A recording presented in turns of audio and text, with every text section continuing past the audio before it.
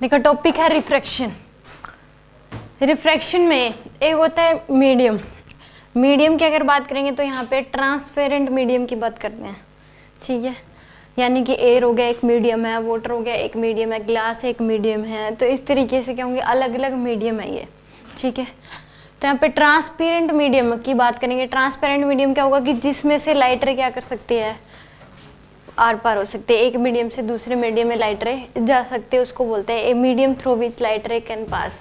कि एक मीडियम से दूसरे मीडियम में हम लाइट रे को क्या कर सकते हैं, पास कर सकते हैं। जैसे एयर से वाटर में लाइट रे जा सकते हैं, वाटर से एयर में आ सकती है, या फिर एयर से ग्लास में, तो उसको बोलते हैं ट्रांसपेरेंट मीडियम, ठीक है। लिखो है ट्रांसपेरेंट मीडियम क्या होता है, a medium through which light रे can pass.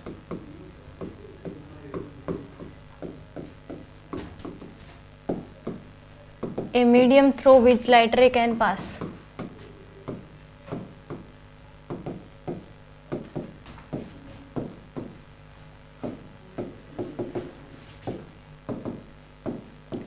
Light ray can pass. उस मीडियम में से जिसमें से हम लाइट रे पास कर सकते हैं उसको बोलते हैं ट्रांसपेरेंट मीडियम। एग्जाम्पल के लिए लिख सकते हो एयर हो गया, गिलास हो गया, वैक्यूम हो गया, वाटर हो गया। ये सारे क्या हैं, ट्रांसपेरेंट मीडियम है जिसमें से लाइट रे। क्वेश्चंस में आपको यही देता है, एयर दे दिया, वैक्यूम दे दिया, ग्लास दे दिया। तो इन ये क्वेश्चंस में देता है कि मीडियम है, एक मीडियम से दूसरे मीडियम में लाइट रे मूव कर रही है, ठीक है। अब इस केस में एक होता है रिफ्रैक्टिव इंडेक्स, एन से रिप्रेजेंट करते हैं रिफ्रैक्टिव इंडेक्स को। किस रिप्रेजेंट करते हैं, रिफ्रैक्टिव इंडेक्स एन से रिप्रेजेंट करते हैं। रिफ्रैक्टिव इंडेक्स अलग अलग मीडियम का अलग अलग है। कि साइंटिस्ट लोगों ने क्या करा कि रिफ्रैक्टिव इंडेक्स, जैसे कोलिजन पढ़ते हैं तो यानी कि कोलिजन की प्रॉपर्टी होती है रेस्टिट्यूशन, कोफिशिएंट ऑफ रेस्टिट्यूशन ई, यानी कि ई की वैल्यू 1 है तो ये वाला कोलिजन, ई की वैल्यू है तो ये वाला कोलिजन। तो यानी कि वो कोलिजन की प्रॉपर्टी है एक प्रकार से। एक सरफेस की प्रॉपर्टी है जैसे फ्रिक्शन, यानी कि mu coefficient of friction. Mu वो किसको, सरफेस को रिप्रेजेंट करता है कि सरफेस कितना ज़्यादा रफनेस है। यहाँ पे रिफ्रैक्टिव इंडेक्स इस बात को रिप्रेजेंट करेगा कि उस केस में वो किस मीडियम की बात करें, एयर की, ग्लास की या वाटर की। यानी कि रिफ्रैक्टिव इंडेक्स का पार्टिकल कितने कितने नज़दीक है या फिर कितने कितने दूर है, तो रिफ्रैक्टिव इंडेक्स। तो इसी तरह एयर का जो रिफ्रैक्टिव इंडेक्स है वो क्या होगा, 1। एयर का रिफ्रैक्टिव इंडेक्स 1। पार्टिकल इसमें इतने दूर नज़दीक नज़दीक नहीं होते, इससे कम रिफ्रैक्टिव इंडेक्स नहीं हो सकता। वैसे तो वैक्यूम का होता है 1, एयर का जो रिफ्रैक्टिव इंडेक्स होता है 1.0023 समथिंग होता है, तो एयर का भी 1 ही ले लेते हैं, ठीक है। क्वेश्चंस में वाटर का जो रिफ्रैक्टिव इंडेक्स है वो होता है 4/3। वाटर का रिफ्रैक्टिव इंडेक्स होता है 4/3, यानी कि 1.33। और ग्लास का रिफ्रैक्टिव इंडेक्स जो होगा वो होता है 3/2, यानी कि 1.5। यानी कि ग्लास का ये ज़्यादा डेंसर, यहाँ पे रेयर डेंसर की बात आती है। रेयर मतलब पार्टिकल दूर दूर होंगे, उसका रिफ्रैक्टिव इंडेक्स क्या होगा, कम होगा। जितना ज़्यादा डेंसर होगा रिफ्रैक्टिव इंडेक्स उतना ही ज़्यादा होगा। जितना ज़्यादा डेंसर का मतलब कि पार्टिकल उतने उतने क्या होंगे, नज़दीक होंगे, पास पास होंगे। तो जितना ज़्यादा डेंसर उतना ज़्यादा क्या होगा, रिफ्रैक्टिव इंडेक्स। जितना ज़्यादा रेयर उतना ही रिफ्रैक्टिव इंडेक्स क्या होता जाएगा, कम। तो ग्लास का रिफ्रैक्टिव इंडेक्स ज़्यादा वाटर के कंपैरिजन में, वाटर का ज़्यादा एयर के कंपैरिजन में। तो यहाँ पे ग्लास क्या है, ज़्यादा डेंसर है किससे, वाटर से। वाटर ज़्यादा डेंसर किससे, एयर से। एयर डेंसर है किससे, वैक्यूम से, ठीक है। तो रिफ्रैक्टिव इंडेक्स जितना ज़्यादा डेंसर होगा रिफ्रैक्टिव इंडेक्स क्या होगा, उतना ही ज़्यादा होगा, ठीक है। एन से रिप्रेजेंट करते हैं किसको, रिफ्रैक्टिव इंडेक्स को। यहाँ तक कुछ पूछना है? तो यानी कि रिफ्रैक्टिव इंडेक्स एन से रिप्रेजेंट करते हैं। अलग अलग मीडियम का अलग अलग होगा। ये 3 तो आप याद ही कर लो। अगर इनके अलावा कोई भी मीडियम देगा तो फिर रिफ्रैक्टिव इंडेक्स वैसे देता ही है हर केस। अब देखो रिफ्रैक्शन होता क्या है। मान लो कि रिफ्रैक्शन में क्या होगा कि एक मान लो लाइट रे एयर से वाटर में जा रही है, तो उस केस में अगर एक मीडियम से दूसरे मीडियम में लाइट रे जाती है तो वो बैंड हो जाएगी या तो नॉर्मल की तरफ या नॉर्मल से अवे। तो इस फिनोमिना को बोलते हैं रिफ्रैक्शन। मान लो कि ये क्या है, एक मीडियम दे दिया ऐसे ही, बस ट्रांसपेरेंट मीडियम दे दिया। यहाँ पे एक बाउंड्री है, इसका मतलब ये एक बाउंड्री है बस। यहाँ पे एयर है और यहाँ वाटर है।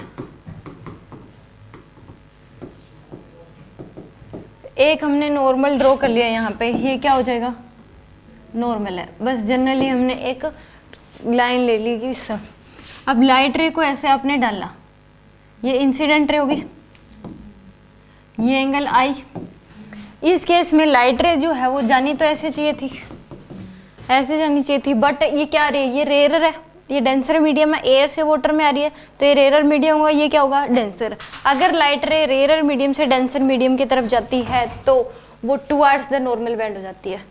ये जानी चाहिए थी ऐसे, बढ़ जाएगी इधर, बैंड हो जाएगी नॉर्मल की तरफ। यानी कि वो बस ये वाली जो लाइन है नॉर्मल जो है, इस बात को रिप्रेजेंट करते हैं कि जो बैंड होगी वो किसकी तरफ होती है, नॉर्मल की तरफ बैंड हो जाती है। अगर लाइट रे रेयर से डेंसर मीडियम में जाएगी तो उस केस में लाइट जो है वो टुवर्ड्स नॉर्मल बैंड हो जाती है, हल्की सी, जिस रास्ते से जानी चाहिए थी उसके तरफ बैंड हो जाती है, मतलब नॉर्मल की तरफ बैंड हो जाती है अगर रेयर से डेंसर मूव करेगी। तो यहाँ पे जो ये एंगल क्या होगा, आर, एंगल ऑफ रिफ्रैक्शन। तो एंगल आई जो होता है वो किस केस में क्या होता है, एंगल आर से ज़्यादा होता है अगर रेयर से मीडियम में जाएगी। तो यानी कि when light ray moves from, when light ray moves from rare to denser medium,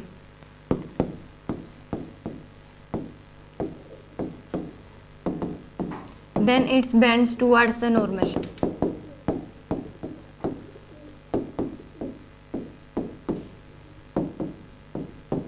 तो उस केस में वो किसकी तरफ बैंड हो जाएगी, नॉर्मल की तरफ बैंड हो जाती है अगर रेयर से डेंसर मीडियम में जाएगी। अगर ये हो कि इस केस में लाइट रे जो है वो रेयर डेंसर से रेयर में जाए, मान लो ये ग्लास ले लिया आपने, इधर क्या है, वाटर है, ठीक है, तो ये मान लो यहाँ पे या फिर यहाँ वाटर है, यहाँ एयर है, वाटर से एयर में जा रही हुई, तो उस केस में अगर आपने लाइट रे, ये क्या हो जाएगा, नॉर्मल, लाइट रे को ऐसे डाला, ये एंगल ऑफ इंसिडेंट जानी चाहिए थी ऐसे, ठीक है। यहाँ पे ये मान लो n1 मीडियम में क्या है, n2, n2 क्या है यहाँ पे, n1 जो है वो क्या है, ग्रेटर देन है n2 से, यानी कि डेंसर से रेयर में जा रही है। तो यहाँ पे लाइट रे जानी चाहिए थी ऐसे, अगर डेंसर से रेयर में जाएगी तो अवे द नॉर्मल बैंड हो जाती है, फिर ऐसे जाएगी, ठीक है। ये एंगल क्या हो जाएगा, आर। तो यहाँ पे एंगल आर क्या होगा, ग्रेटर देन एंगल आई, अगर रेयर से डेंसर से रेयर में जाएगी। तो when light ray moves towards, when light ray move denser medium to rare medium, denser to rarer medium,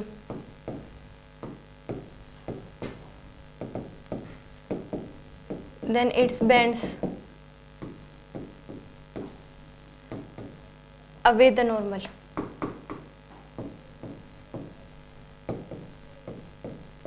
normal से क्या होगी, अवे बैंड हो जाती है, ठीक है।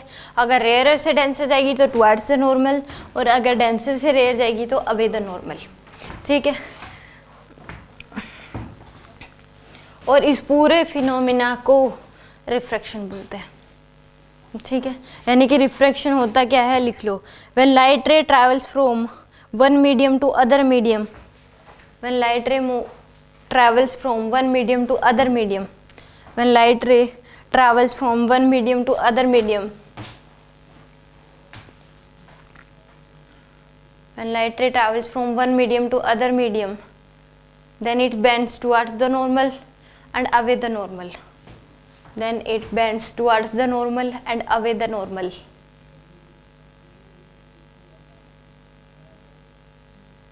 then it bends towards the normal and away the normal, away from normal, then phenomena is called refraction.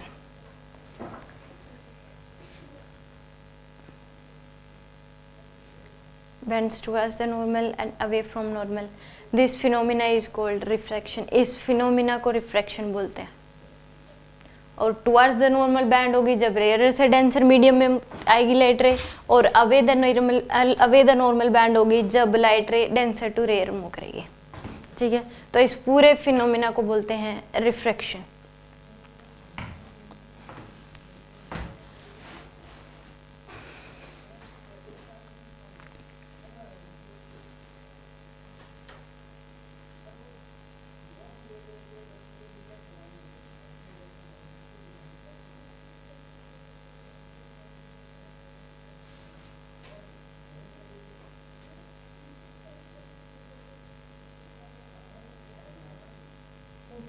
है। अब क्या ऐसा हो सकता है कि लाइट रे जो है बिना विदाउट डेविएशन मूव करे, एक मीडियम से दूसरे मीडियम में जाए और विदाउट डेविएशन मूव करे? तो ऐसा पॉसिबल है कि मान लो ये बाउंड्री है, एक मीडियम से दूसरे मीडियम, मान लो ये N1 मीडियम है, ये क्या है N2, तो ऐसा पॉसिबल है कि लाइट रे एक मीडियम से दूसरे मीडियम विदाउट डेविएशन जाए। तो उस केस में लाइट रे को क्या डाल दो आप, नॉर्मली डाल दो। तो उस केस में विदाउट डेविएशन एक मीडियम से दूसरे मीडियम में चली जाएगी। आई की वैल्यू क्या कर दो, 0 कर दो।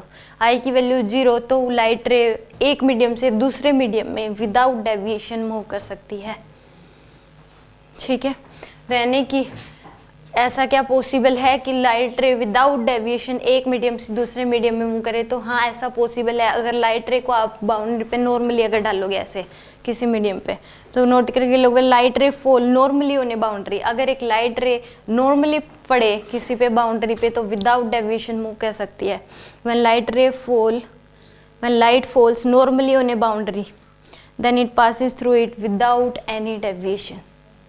When light ray falls normally on a boundary, then it passes through it without deviation.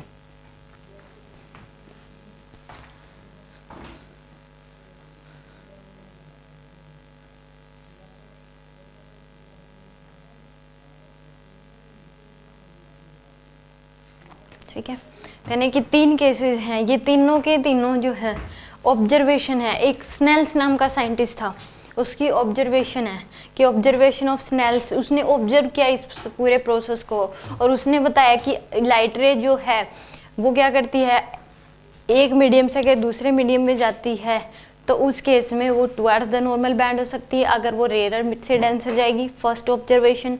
दूसरी ऑब्जर्वेशन कि अगर लाइट रे जो है वो अगर डेंसर से रेयर में जाएगी तो अवे द नॉर्मल बैंड होगी। और तीसरी उसकी अगर लाइट रे को नॉर्मली डाल दिया तो उस केस में वो विदाउट डेविएशन मूव करती है। अब स्नेल्स ने एक और बात बताई कि यहाँ पे ये बाउंड्री मान लो आपने लाइट रे को ऐसे डाला, ये मान लो N1 मीडियम है, ये क्या है N2 मीडियम है, ये एंगल I, और लाइट रे जानी चाहिए थी ऐसे, तो ऐसे भी बैंड हो सकती है और इधर भी बैंड हो सकती है, तो ये क्या हो जाएगा एंगल R। ठीक है, जनरली इधर भी हो सकती है इधर भी हो सकती है, डिपेंड करेगा किसी। तो उस केस में यहाँ पे 4 अननोन है, 1 2 3 4, N1 N2 I और R। इन चारों में उसने रिलेशन दे दिया, चारों में क्या दे दिया, रिलेशन। और ये स्नेल्स नाम का साइंटिस्ट था, उसने स्नेल्स लॉ, ये क्या है मोस्ट इम्पोर्टेंट है, आगे के डेरिवेशन इसी से होते हैं, कि उसने इन चारों में क्या दे दिया, रिलेशन दे दिया। उसने कहा कि N1 sine I equal to क्या होगा, N2 sine R। This is the Snell's law. अगर कोई पूछे कि स्नेल्स लॉ है क्या, तो N1 sine I equal to N2 sine R। N1 एक मीडियम का रिफ्रैक्टिव इंडेक्स है, N2 दूसरे मीडियम का रिफ्रैक्टिव इंडेक्स है, यहाँ पे एंगल इंसिडेंट और एंगल ऑफ रिफ्लेक्शन। तो इन चारों में से कोई 3 गिवन होंगे तो आप फोर्थ बता सकते हो। मान लो ये एयर दे दिया आपको और ये वाटर दे दिया और यहाँ पे I की वैल्यू 30 डिग्री दे दी, तो R बताओ कितना होगा। तो यहाँ पे N की वैल्यू 1 पुट कर दोगे, sign 30 degree 1/2 equal to N2 की वैल्यू वाटर दिया है तो 4/3 और साइन R, तो यहाँ से 3/2 इंटू में 3/4 इंटू में क्या आ जाएगा 1/2 इक्वल टू क्या आ जाएगा साइन R। तो यहाँ पे साइन R की जो वैल्यू है वो कितनी आ जाएगी 3/8, R की वैल्यू क्या आ जाएगी साइन इनवर्स 3/8, ये आ जाएगी यहाँ पे R की वैल्यू। तो कोई चारों में से 3 पता है तो हम फोर्थ बता सकते हैं। ठीक है, this is the Snell's law.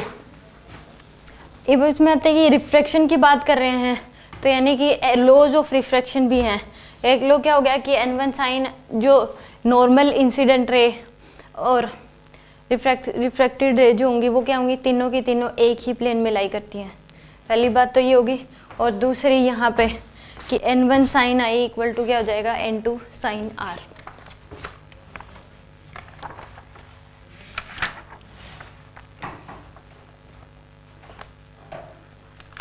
यानी कि फर्स्ट लॉज ऑफ रिफ्लेक्शन जैसे लॉ ऑफ रिफ्लेक्शन थे उसी प्रकार से यहाँ पे क्या है लॉज ऑफ रिफ्रैक्शन, यानी कि इसमें इंसिडेंट रे नॉर्मल और रिफ्रैक्टेड रे तीनों की तीनों क्या करेंगी सेम प्लेन में लाई करती हैं, और N1 sine I equal to क्या होता है N2 साइन R।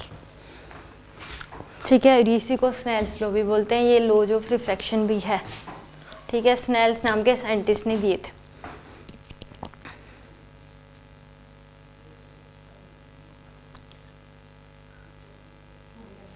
यहाँ तक कोई डाउट?